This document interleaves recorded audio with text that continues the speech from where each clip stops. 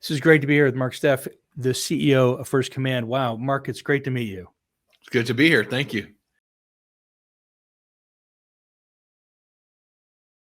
One thing that really struck me is the way that your employees describe you, being caring, understanding, really connecting with clients and customers, and being from a non-military background and gaining the respect of everybody at First Command. Tell me how you did it. It's a great question. I think for me, I went through a leadership development program years back, and like any of these programs people go through, I think there's certain things that stick with you, and something that has stuck with me ever since I went through this program, which was probably more than 15 years ago, is this concept of, if you want to lead change or you want to ingrain yourself into a culture, you've got to be respectful of the past, realistic about the present, and optimistic about the future.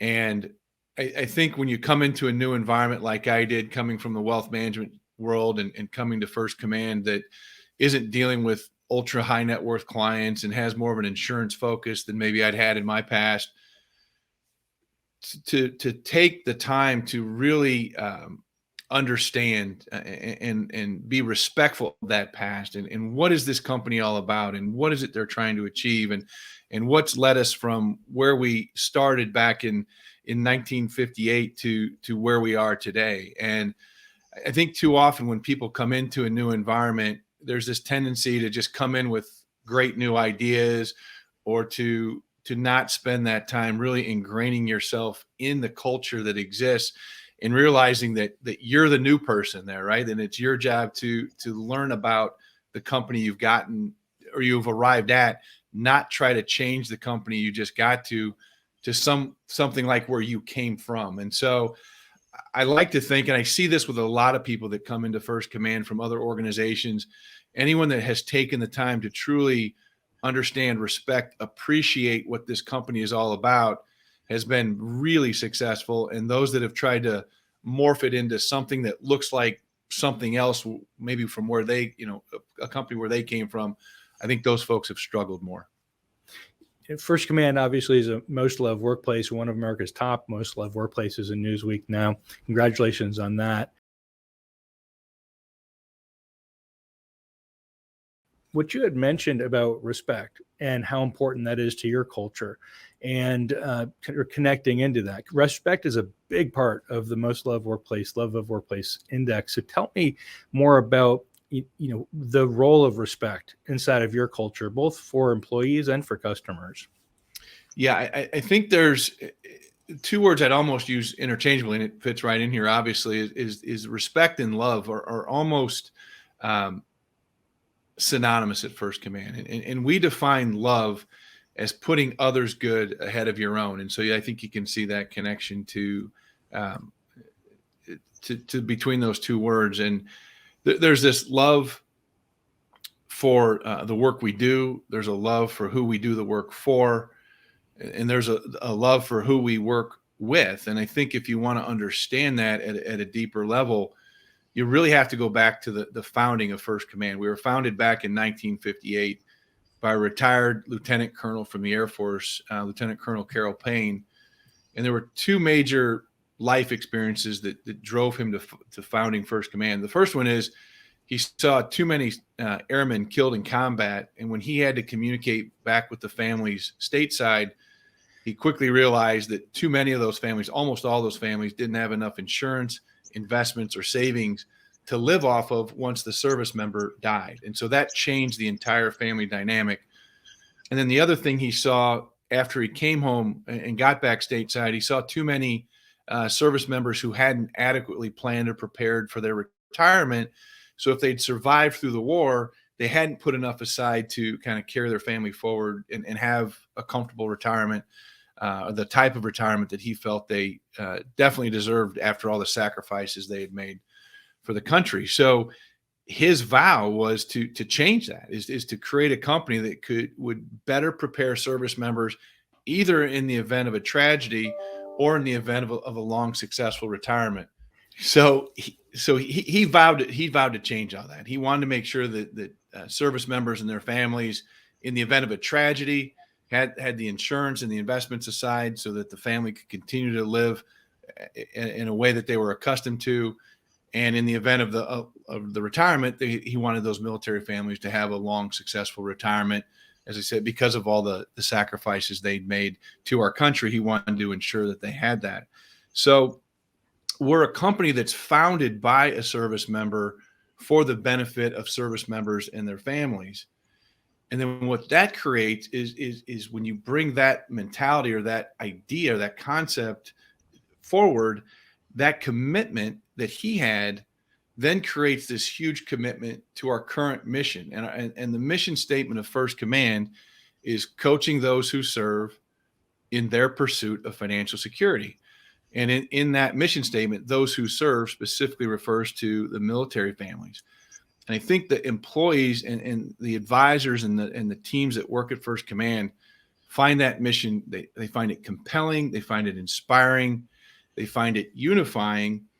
And then what that does, that creates the culture of First Command. And that culture is very much one of selfless service. It very much pulls from the military culture of selfless service. And then that permeates the organization. And that's perpetuated by the people that come to First Command, either as our advisors out in the field or our home office employees. Many of the people at First Command come from military families, and or they've served themselves, and or they're spouses of military family, or they're a spouse of a military service member. So we have this kind of ingrained belief throughout the organization that military service members, no one gets into the military to be rich, but we have this belief that they shouldn't have to be poor either. And it's our job to help get military families on a path of financial security and to continue to coach and guide and counsel them to stay on a path of financial security.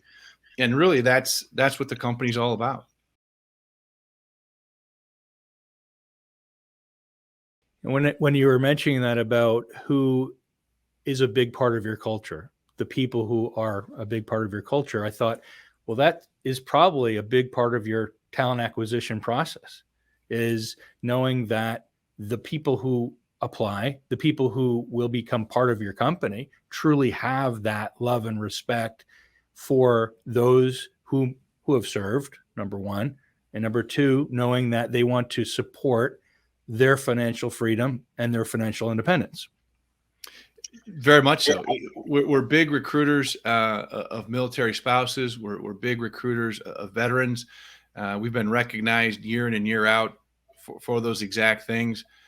And so not only do you attract these incredibly hardworking, educated, committed people that are coming from the military or a military spouse, but if you look at someone like me, for instance, that didn't serve, once you understand what that mission is all about and who you're serving, the kind of impact, the positive financial impact you can have on a military family, I think as I look at my own experience, it brings people to First Command. Even if you didn't serve, it's very easy to get aligned with and behind that mission.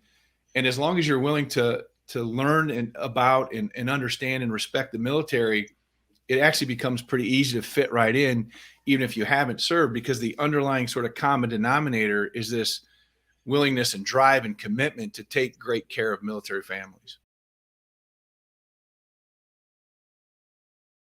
Now, I have a good feeling that Mark is about that too, and I like to learn about the leader behind the man here, leader behind the person, man, Mark. Tell me more about Mark, who you are, and what brought you to where you are today, the success that you've achieved and worked so hard to get to. Yeah, thanks. I grew up in the Midwest on the western side of Illinois in a very, very middle class blue collar family. My father was a mechanic. It still is. He's 79 years old. I think he's retired 2 or 3 different times and keeps finding his way back to work because that's what he likes to do. My mom was a secretary for John Deere, where I grew up. Was the world headquarters of John Deere was right there in our hometown, and that's the experience. And I think what I've carried forward from that experience, there was a very this sort of blue collar, very ingrained work ethic. Uh, Honesty was a big part of growing up. Um, Humbleness, humility, those sorts of things. So, okay to celebrate your successes, but keep it short, keep it a little bit quiet, and then move on to the next thing. And I think I've carried that forward through my entire career, and you realize early on that you're never going to be able to accomplish as much on your own as you are going to be able to accomplish with a team. And I've always tried to carry that sort of team mentality wherever we went, whether that was simply playing sports, as I was growing up or through high school, or as I got into the workforce, kind of continuing with that team mentality and really trying to um, understand what the mission was, and what the best approach to solving those issues were, or was, and to bring in the right people to partner with you to kind of attack those issues and solve those problems, and then move on to the next one. I can really sense and the humility and how down to earth you are, and how important that is to relate to people in that way, and how what you describe in the teamwork itself, people need to feel comfortable, right? Making Yes. mistakes, getting to the right solutions. And it sounds like that's a big part of how you've become successful, is enabling not just the right people on the team and bringing them on the team, also giving them an atmosphere where they can thrive. We really try. So to me, two big things come to mind as we get into this topic. One is communication, and the other one again is this teamwork. And communication is, as strange as this might sound, I always try to think back to when I first got in the business, and try, when I'm communicating as the CEO, to talk to that person, someone that's maybe several steps away from a C-suite role, and maybe several steps down the corporate ladder, but someone who isn't involved in all the decision making, doesn't have all the information, and doesn't necessarily have an opportunity to get the full perspective. And if we can talk to those people that might be the furthest away, so even the person that feels the furthest away from the CEO office understands what our decisions are, and why we're making those decisions. And as we're making those decisions, what I always try to communicate is, look, I know with 600 home office employees, people aren't going to love every decision we make, right? You're just not going to make everyone happy with every decision you make. And so what we try to communicate as a leadership team when we're making these decisions is, you may or may not love or even like the decision, but hopefully when you sit back and look at the decision, you can say, hey, I wish it would have come out differently. I wish it would have been a different outcome for myself, but I understand the decision. The decision makes sense. I understand why they went that direction, and I can respect that decision. And if we can have everybody respect the decisions we're making, then I think we go a long way. And that creates this sense of consistency and logic. And I think consistency and logic turn into predictability. And if you're predictable as a leader, I think the trust goes way up. If you're swinging kind of from one end of the spectrum, from one end to the other, and sort of whipsawing your employees or your teams, and they can't track with you, and they can never really align, and they don't know if they can fully trust the decisions or the outcome. And I think when I look at our leadership team and what we've done, especially over these last couple of years with COVID, I think that's gone a long way. And then in terms of the team itself and this teamwork, I learned a long time ago, and with some painful leadership lessons along the way, that you really got to trust and empower your employees. If you're going to micromanage someone, if you're going to try to do their job for them, if you're not going to trust them, you're not going to get the team you want. You're not going to get the success that you want. And most of us don't want to be micromanaged. I know I don't want to be micromanaged. So I just try to lead in a way that not only do I think the people want to be led, but lead in a way that I would also want to be led. And that leads to a lot of attracting the right people, really talented people. And for a small firm, 600 home office employees in Fort Worth, the talent we have at First Command is incredible. And I think it has a lot to do with that culture, with that empowerment, with the teamwork that we try to foster throughout the company. That's awesome. Yeah, the predictability component is essential when following, and how you lay things out in a logical fashion and people know what to expect. That's where true followership comes in, and great leadership begins. And that's exactly what you've done, Mark. I can tell already that kind of measured approach and the kind of emotional regulation that you've developed is essential for leading First Command. Thank you. Thank you. Yeah. Yeah, this has been terrific, Mark. And any other things that you would like to kind of share with employees about? I know there you've made some hard decisions, and you've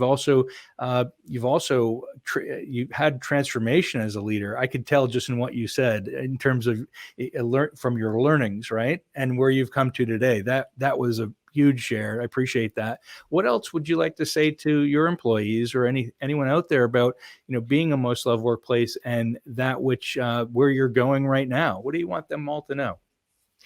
Uh, I think the thing we tell them all the time is that we just couldn't do it without them.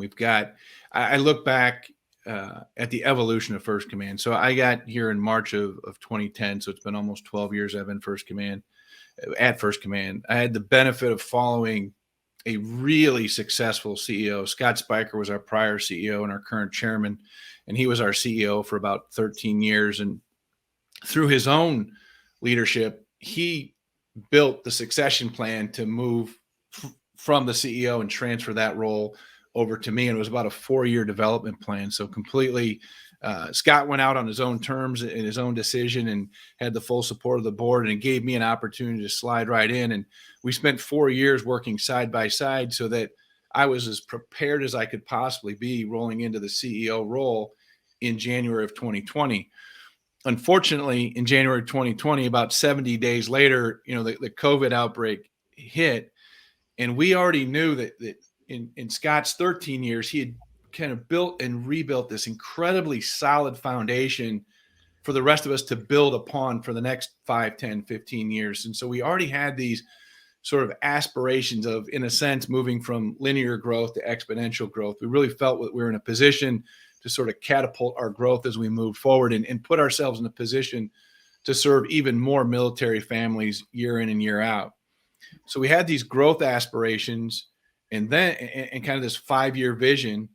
And then we had to manage that against the backdrop of all this stuff that was happening because of COVID. And what we've done for the last 2 years collectively, home office, field, leadership, employees, we've really worked hard to balance both of those things, is to not take our eye off of the ball in these growth aspirations and the 5-year strategy that we have, but to also effectively lead and manage through this COVID environment. So you have to deal with the here and now, but you don't want to do it so much that you lose sight of where you're trying to get 3, 5, 10 years from now. And I couldn't be prouder of the team that we have. Our field force, who normally works face to face, knee to knee with our clients, when COVID hit, that business model kind of went out the window, right? We had to find a way of interacting and serving, not only serving our existing clients, but getting more military families in the fold, and doing that in an electronic and virtual environment. Our home office employees overnight went to work from home, right? And we had to figure out how to operate in that environment. And these last 2 years under COVID, just as an example, last year, our fiscal year ended at the end of September of 2021. We had a record year in terms of revenue growth and profitability growth. And I like to think that leadership had a part of that, but I know for sure that the hard work, dedication, and commitment of our employees and this field force full of advisors and support staff that just never let COVID get in their way or become an excuse for us to not be able to continue to do this great work. It's just phenomenal. And we cannot thank our employees and our field force enough for their attitude and their approach in never allowing COVID to get in the way, but to stay focused on, working our way through COVID, but continuing to, progress on this 5-year plan that we had. Thanks, Mark. I mean, all this has been great, and it's clear now why you're a most loved leader and leading a most loved workplace. You embody all of the values and competencies and behaviors that it takes to create this kind of environment. Thanks for joining us today, Mark. Thanks for having me. I appreciate it.